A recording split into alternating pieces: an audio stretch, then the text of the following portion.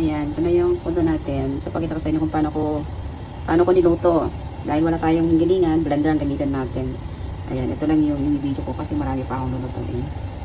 Ayan, tignan nyo naman yung ginawa ko. Sarap ha. Putong bigas yan. Guys, for today's video, magluto tayo ng putong bigas. So, meron na akong binabad kaninang umaga ng 3 cup ng bigas. So, wala tayong gilingan. So, gagamit tayo ng blender. So, pwede rin ito. Ipakita ko sa inyo kung paano ko gagamitin. Siyempre, dito naman ako sa abroad. Wala akong gilingan. So, dito, blender lang katapat. Ipakita ko na sa inyo, ha? Ito yung bigas. Nababad na siya ng siguro 2 oras na, pero tanggalin na natin yung water. Ayan, may water pa siya, pero okay na yan. So, transfer natin dito.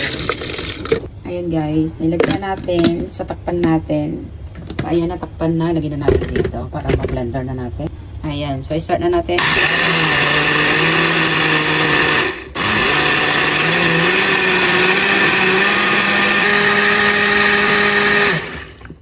Ayan, check na natin. Check na natin. Diba? So, transfer natin dito. Kala nyo, hindi pwede ha. Pwede yan. Pinong-pino yan.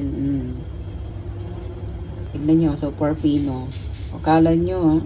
So, meron tayong yeast. Ayan. So, maglagay tayo. Tama na yan. Baka sumobra. Meron tayong sugar. So, maglagay tayo ng 4. 1, 2, 3. Pero parang marami. Tama na yan, 3. So, haluin. Ayan, so kulang pa yung water niya to kasi super smooth. Yan, magdagdag tayo ng water. Gamitin natin yung blender. May ano pa sa kasi siya. Haluin natin mabuti. So, ganito yung nakikita ko ng nanay noon doon ako sa Pilipinas. Pero wala naman ako doon. Siyempre, pag namiss ko yung luto ng nanay ko. Ayan, so ako nagagawa.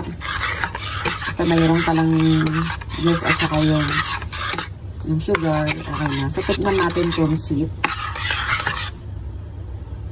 Ayan, tikman natin. Guys, sakto lang yung lasa. Hindi siya gaanong sweet. Pero okay na yan kasi masarap ikapit. So, takpan na natin. Lutuin natin. Mamaya pag kumulo na siya, yung may bula-bula. Guys, i-check na natin. Ayan, kumulo. So, i-mix na natin at lutuin na natin. Nag-alisan na. Nag-alisan na siya. Natin na puti. Ayan, na-mix na siya. So, lutuin na natin.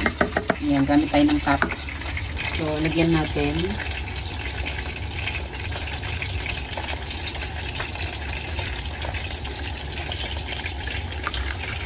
Yan, hindi ko alam kung tama.